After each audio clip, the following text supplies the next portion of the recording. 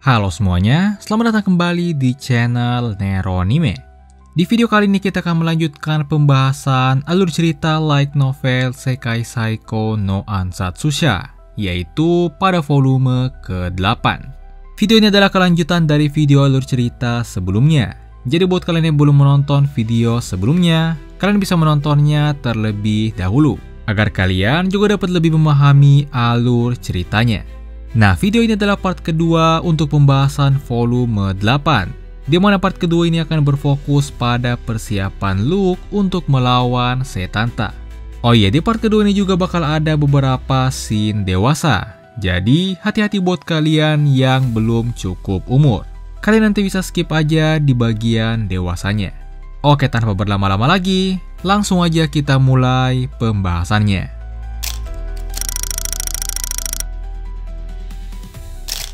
Berlanjut dari part sebelumnya, setelah Luke menerima potongan dari Ergetlem, ia pun sedikit menganalisisnya. Sesuai dengan prediksinya, artefak ini tuh kemungkinan bisa menjadi harapan untuk mengalahkan Setanta nantinya. Singkatnya, di saat Luke kelelahan, tiba-tiba dia muncul dan memeluknya. Dia mengatakan dan menyarankan pada Luke untuk sedikit beristirahat. Di sini dia tuh terlihat mengenakan pakaian yang sangat menggoda dan memancing. Luke kemudian mendorong dia ke ranjang. Setelah itu mereka berdua melepaskan pakaian mereka masing-masing. Dan kelanjutannya seperti yang kalian bayangkan, mulai dari sini tuh terjadilah adegan dewasa. Oh iya, biasanya mereka tuh main dengan menggunakan pengaman. Tapi kali ini untuk pertama kalinya mereka tuh gak memakai pengaman. Karena kelihatannya agak vulgar, jadi untuk detailnya tuh bakal gua taruh di layar. Jadi kalian bisa baca aja sendiri.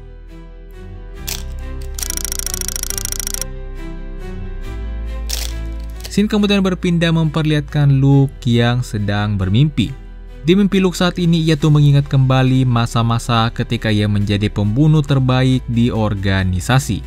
Saat ini terlihat Luke sedang menghukum mati temannya yang telah berkhianat dari organisasi.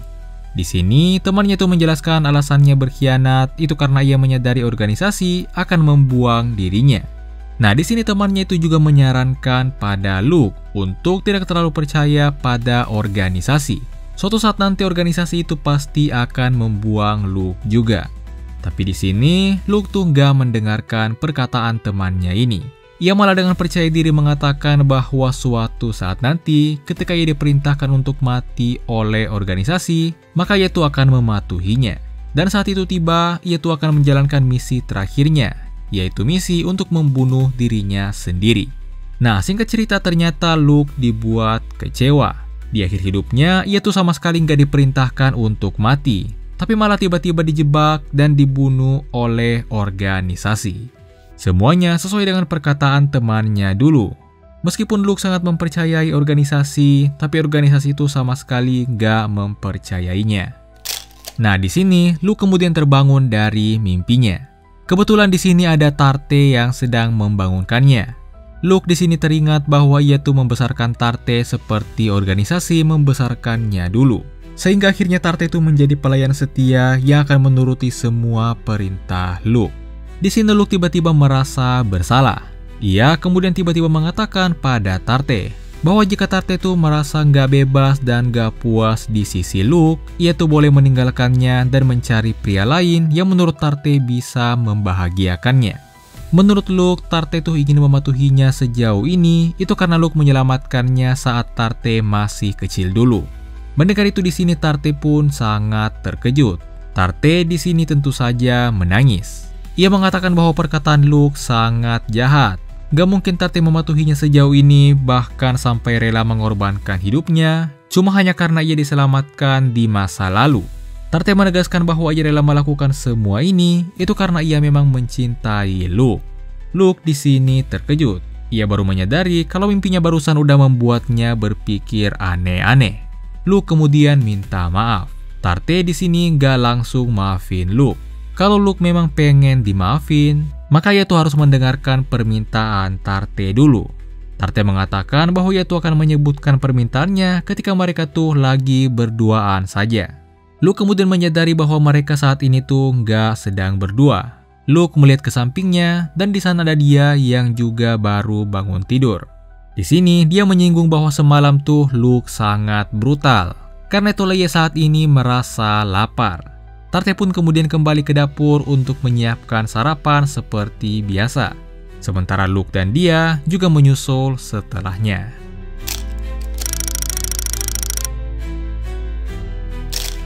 Scene kemudian berpindah memperlihatkan Luke yang sedang menjelaskan hasil analisis Argetlam pada dia dan Tarte. Intinya di sini tuh Luke mau menjelaskan kalau Argetlam ini bisa menjadi harapan mereka untuk melawan Setanta nantinya. Tapi ini juga memiliki kelemahan. Yang intinya karena kelemahan itulah Argetlam ini gak bisa dijadikan senjata dengan mudah. Simpelnya itu karena Argetlam ini bekerja seperti mekanisme anti-sihir. Sementara persenjataan Luke sejauh ini itu semuanya menggunakan sihir. Karena itulah untuk solusinya di sini Luke mutusin untuk membuat senjata tanpa penggunaan sihir. Dengan kata lain, Luke akan memproduksi senjata dengan bubuk mesiu, sama seperti persenjataan di kehidupan sebelumnya.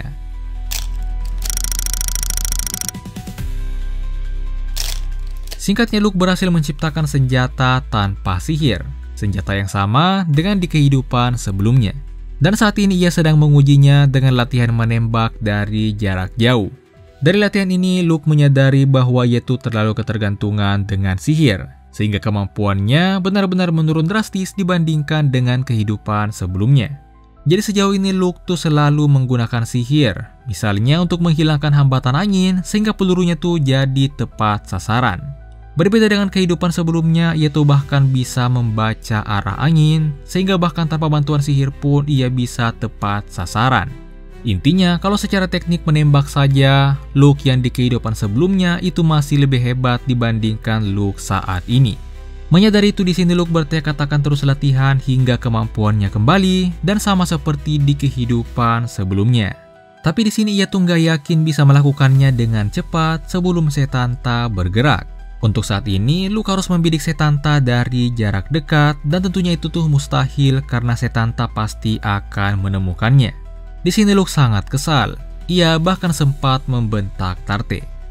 Singkat cerita di malam harinya, Luke berbicara dengan dia dan diketahui kalau dia tuh sedang mengembangkan sihir baru. Setelah berbicara dengan dia, Luke saat ini hanya berdua dengan Tarte. Di sini Tarte mengungkapkan permintaannya yang sebelumnya telah dijanjikan padanya.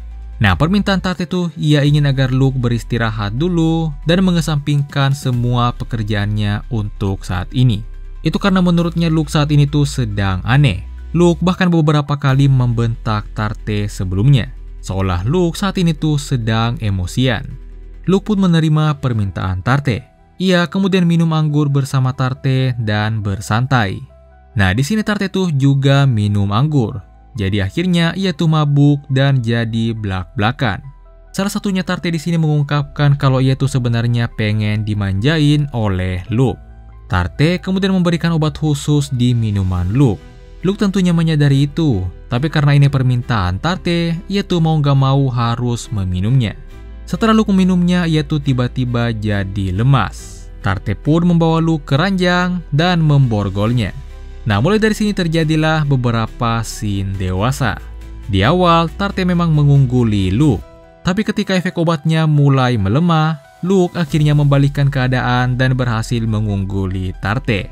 Intinya pertarungan mereka di sini tuh sangat brutal. Dan sama seperti dia sebelumnya, di sini mereka tuh juga untuk pertama kalinya gak pakai pengaman. Nah, karena scene di sini tuh sangat vulgar, jadi untuk detailnya bakal gua taruh di layar dan kalian bisa baca aja sendiri.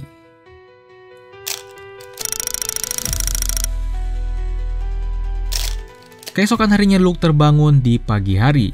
Kali ini ia menyadari bahwa pikirannya tuh benar-benar lebih lancar dibanding sebelumnya. Ini membuktikan kalau mentalnya tuh benar-benar udah pulih. Di sampingnya terlihat juga Tarte yang terlihat udah bangun dan saat ini ia tuh nutupin mukanya karena merasa malu. Alasan ia malu tuh tentu saja karena ia tuh mengingat semua hal yang terjadi semalam. Tapi di sini Tarte merasa lebih senang karena mulai sekarang ia tuh bisa lebih jujur dan boleh banyak memanjakan diri pada Luke. Setelah itu scene berpindah memperlihatkan Luke bersama dia yang sedang menguji sihir baru mereka. di sini ada total 3 sihir baru. Untuk sihir yang pertama itu adalah sihir angin. Lebih tepatnya itu adalah sihir yang memungkinkan penggunanya untuk membaca arah angin. Nah, dengan adanya sihir ini, maka kedepannya Luke tuh bisa membidik dan menembak dengan lebih akurat. Dan tentunya, sihir ini juga akan meningkatkan peluang kemenangan mereka dalam perjudian melawan Setanta nanti. Setelah menguji sihir yang pertama, di sini mereka berdua tuh beristirahat sambil makan sebentar. Di sini mereka juga tentunya tuh sambil mengobrol. Di antara obrolan mereka, di sini dia ternyata udah mengetahui tentang pertarungan Luke dan Tarte semalam. Mengetahui itu, di sini dia juga mengungkapkan kalau ia tuh juga pengen lebih sering dimanjain oleh Luke. Mendengar itu, di sini Luke pun mengelus kepala dia. Nah, setelah beristirahat, mereka berdua pun melanjutkan percobaan sihir mereka.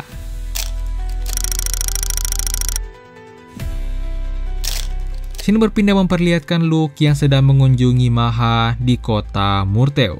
Udah lama sejak mereka tuh terakhir kali bertemu. Di sini, ketika mereka bertemu kembali, ia tuh memuji Maha dan mengatakan kalau Maha tuh makin cantik. Alasan kedatangan Luke kali ini tuh karena ia dan Maha pengen bertemu dengan seseorang untuk transaksi pembelian artefak suci. Jadi Luke saat ini tuh sedang mengumpulkan artefak suci sebanyak mungkin. Dan saat ini ada seseorang yang ingin menawarkan artefak suci padanya, dan orang itu masih misterius. Nah, sebelum waktu keberangkatan, karena masih ada waktu, di sini mereka tuh kemudian ngomongin tentang bisnis mereka dan kondisi ekonomi kerajaan Alvan. Setelah itu, di sini Maha kemudian menyinggung tentang kemesraan Luke bersama dia dan Tarte. Ternyata Maha juga udah mendengar semuanya, dan sumber informasinya tentu saja adalah Tarte. Sejak dulu, setiap kali Tarte merasa senang, ia tuh selalu menceritakannya pada Maha. Karena itulah di sini Maha juga udah tahu semuanya. Nah, karena mengetahui itu, di sini Maha juga tentunya pengen dimanjain. Maha mengungkapkan kalau ia tuh juga pengen membuat keturunan dengan Luke. Nah, di sini Luke kemudian berjanji bahwa setelah pertarungannya dengan Setanta berakhir, maka ia tuh akan langsung menemui Maha dan bermesraan dengannya. Nah, singkatnya tibalah saatnya mereka tuh berangkat. Mereka berdua pun dibawa ke suatu wilayah. Sesampainya di sana, Luke tuh udah bisa menebak siapa yang mengundangnya. Dan benar aja setelah ia dibawa masuk ke dalam suatu mansion, di sana tuh udah ada iblis ular, yaitu Mina yang udah menunggunya. Jadi orang misterius yang menawarkan artefak suci pada Luke itu ternyata adalah iblis ular. Nah, mungkin itulah part kedua untuk pembahasan light novel Sekai Saiko no Ansatsusha volume 8 pada video kali ini. Untuk kelanjutannya akan kita bahas di part ketiga sekaligus part terakhir selanjutnya. Jadi jangan lupa untuk like dan subscribe. Dan sampai jumpa di video berikutnya.